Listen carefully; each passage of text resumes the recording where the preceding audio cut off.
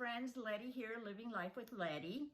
And here I am again. I told you I was going to do more videos. I spent the month where I hardly didn't do any, and I did one a couple of days ago, so now I'm going to try and do at least 3 a week. I've made that commitment to myself, but you know, I'm not going to promise anything because things do change. But anyway, thank you so much for joining me. I really appreciate it. And if you're new, welcome to my channel. In my last video where I showed you all the things that I had done for Christmas presents for my grandkids, and I haven't shown you my daughters yet because they watch the videos and I don't want them to see it because you know, it's going to be for a surprise. But I am going to be working on another one, and it's going to be like the box that I made for my for my grandson Ethan. Those are his initials, and I put embellishments on all sides. And the only thing that I need to do now, this is the front. See, I put a little lock. It doesn't really work, you know, it's just a decoration. But I put embellishments on all sides. And then in the inside, I just painted it all black. And I do want to put some felt or some whatever. I'm going to go to Home Depot and see what they have. But then I have a very good friend. He's like my go-to guy. Whenever I need something, he helps me. And when he came, he saw the 2 boxes and he really liked them. So I'm going to make him one. So I got this plain old box. That's what I start out with at Hobby Lobby. They're $3.99. I'm sure you can get them online as well. You can use a cardboard box. You can just, but you know, since it was for a gift, I wanted a box that you could open and close like that one. Now I can't open this one. Oh, I tell you, you know, my hands are just, I don't know. A lot of people, they don't even know how I can do all the things with, because my hands, you know, I don't have a lot of dexterity. But this is what the box looks like. So it's wood. And then when I'm done with it, then it looks more like, you know, maybe ceramic or something when I give it all the texture. So I'm going to be working on this. My next video, I'm going to start working on it tomorrow. I can't work on it today because I need to run to Walmart and get some more of the molding paste, which is what I used for the, you know, to give it texture. This is what gives it the texture, is the molding paste, and I'm out because I have done so many. And then I also need the black gesso. The black gesso is a primer. So because this is raw wood and it's very porousy, if I don't prime it, the colors will kind of bleed and they don't go on good, and the colors, you know, so once it's primed, then the colors go on much better. And I'm out of that too because I've done so many. Actually, the one that I'm working on now, which is for my oldest daughter, that's almost done. That one is number 12 that I've done. So I have gone through a lot of product. I've gone through a lot of, the paint's not so much because you don't use that much of the paint, but the black gesso and the molding paste, I've gone through, you know, quite a bit. But you know, I'm doing this for Christmas. I'm doing it for people that I love. And if I went to buy Christmas presents, I would definitely spend more than $3.99. And, you know, the embellishments and stuff, they're not that much. And I'm a lot of times I use things that, you know, I have. So that's what I'm doing right now. And so stay tuned for tomorrow. I'm going to upload this one today so that you know what I'm doing. And then I'll try to get the one done tomorrow, at least part 1, where I am putting the gesso and the molding paste and how I texturize it.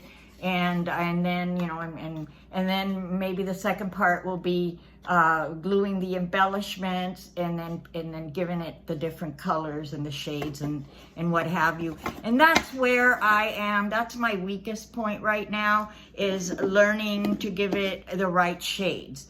I still have a long ways to go. I didn't know because I'm not an artist, you know, I'm just learning. And that I need to put the dark in the background and then put light colors where the embellishments are, so that, whoops, upside down, or I can see it upside down anyway. Oh, here we go. So that the embellishments pop up.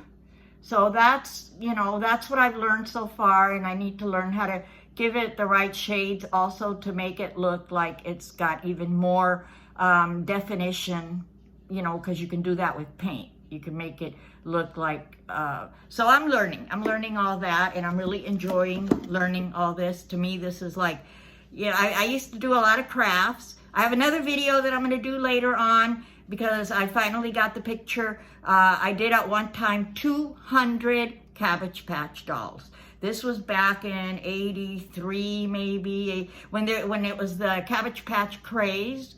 And I did a couple of them, brought them home for my daughters. And then at that time, the guy that I was living with, he had 2 daughters as well, and then they saw it, so I had to make his 2 daughters one each, and they all took it to school. They were little. They were, you know, 6, 7, 8 years old, and they took it to school on Share Day, and all these kids wanted one because at that time they were out. All the stores were out of Cabbage Patch, and mine weren't the hard, you know, mine were the soft sculptured ones, which were actually the original Cabbage Patch. And I learned how to do them at Michael's. And then all of a sudden I got flooded, you guys, I got flooded with calls, people ordering them. And I was selling them left and right. And it would cost me like maybe $5 to make one, and I was selling them for $20. You know, this is back in '83. And then I was buying newborn clothes, really cheap at Woolworth. Where I lived, there was a Woolworth, and I was buying really cheap newborn clothes and dressing them. And then if they were dressed, then I would charge, you know, $25 or whatever. And I felt like a factory. I was doing them all day and all night. And you know, this was like in October. Everybody wanted them for Christmas, and I was able to get all the orders out. But after I did the last order, I said no more. I was, you know, sleeping and about Cabbage Patch dolls. I just couldn't do anymore. But so the guy that I used to live with, his daughter still had one, because I didn't have any. My daughters didn't have theirs. You know, I mean, it was so many years ago.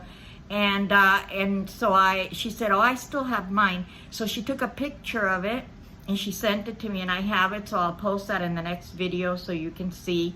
It's, you know, it's old because it was like in '83 when I made it, but it's in pretty good shape. And you can see, and that was one of the first ones that I made as well. I got much better as I went along. But, you know, I can show you the picture. So I hope you'll come back when I do my next video. Before I go real quick, one of my subscribers wanted me to show the jar. I did a video a while back when I did this jar, and she wanted me to show it. And for those that haven't seen it, what I did was I glued toilet paper to the jar. First I put the gesso, so the gesso would, you know, give it, so things would adhere to the glass. And then I took toilet paper with glue, with just regular white Elmer's glue, and I taped it all around the glass. And then I gave it another coat of the black gesso, and then I gave it a coat of colors that I wanted to. I've been meaning to put this leaf more green. It turned out a little too blue for my taste, but you know, I've been doing so many crafts that, I mean, look at my table. This is, you know, this is ridiculous. My kitchen table has become my art studio. This is my art studio here, guys.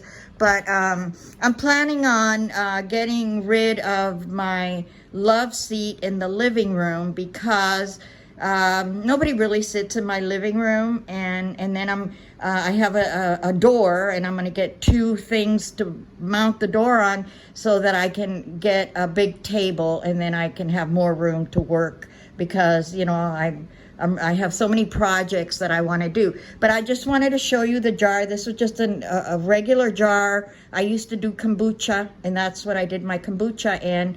And so that's all it is. It's, you know, but it turned out really, I think it turned out pretty. and it was one of the first things that I did. So, you know, I wasn't real good at it at that time. So thank you again for joining me. I love you all, and may the sun shine on you today and every day, especially on your solar panels. Bye-bye.